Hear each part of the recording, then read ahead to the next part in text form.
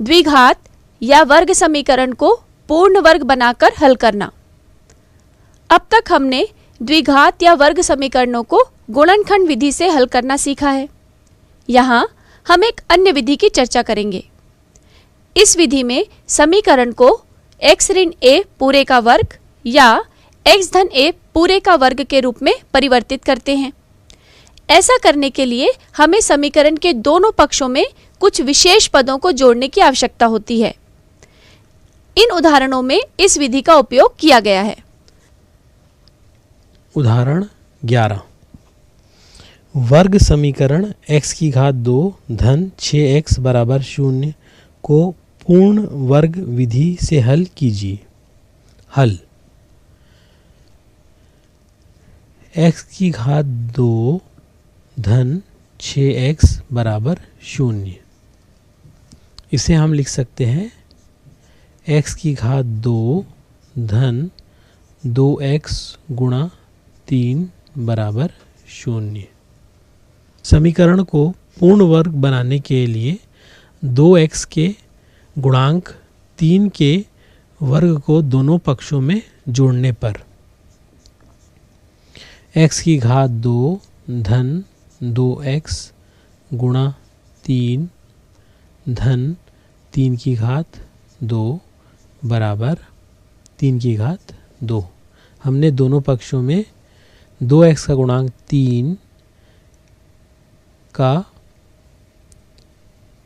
का घात 2 या 3 का वर्ग को दोनों पक्षों में जोड़ा है। यहाँ पे हमारी सर्वसमीका बन रही है जैसे a का घात 2 धन 2ab धन b का घात 2। तो हम इसे लिख सकते हैं x धन 3 का घात 2 बराबर 9। चूँकि हमने सर्वसमीका का प्रयोग किया है x का वर्ग धन 2xa धन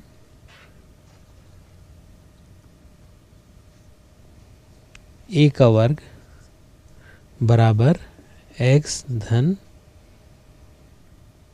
a का वर्ग के द्वारा हमने इसे प्रयोग किया है। या x धन 3 बराबर वर्ग का पक्षांतर करेंगे तो धन ऋण वर्गमूल 9 या x धन 3 बराबर धन ऋण वर्गमूल 9 बराबर वर्गमूल 3 गुणा 3 बराबर हमें 3 प्राप्त होगा। धन चिन्ह धन चिन्ह लेने पर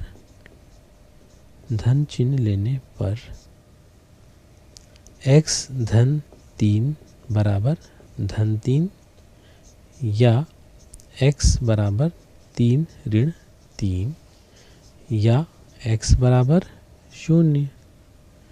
उसी तरह से ऋण चिन्ह लेने पर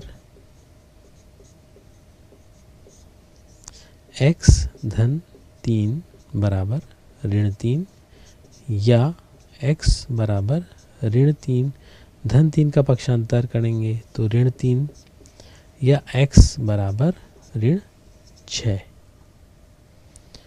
तो हमारे यहाँ पे x के दो मान x बराबर 0 या x बराबर ऋण 6 होगा। अब इसी प्रश्न को कहीं x की घात 2 धन 6x बराबर 0 में कहीं हम इसका उभयनिष्ठ निकालते हैं तो x और x धन 6 बराबर 0।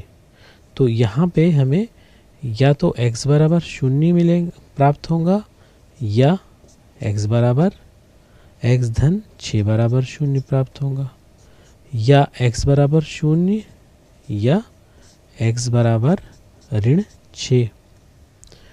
तो हम अतः कोई भी तरीका उपयोग करे सवाल का हल नहीं बदलेगा। दोनों स्थिति में हमें x का मान 0 और x का मान ऋण 6 मिल रहा है, या हम ये कह सकते हैं कि दोनों विधियों में हमें x का मान 0 और x का मान ऋण 6 मिल रहा है। पहले विधि में हमने समीकरण को पूर्ण वर्ग बना के हल किया और दूसरे विधि में हमने समीकरण में उभयनिष्ठ निकालकर x का हल x के मान हमने ज्ञात किए। यह इस प्रश्न का हल होगा।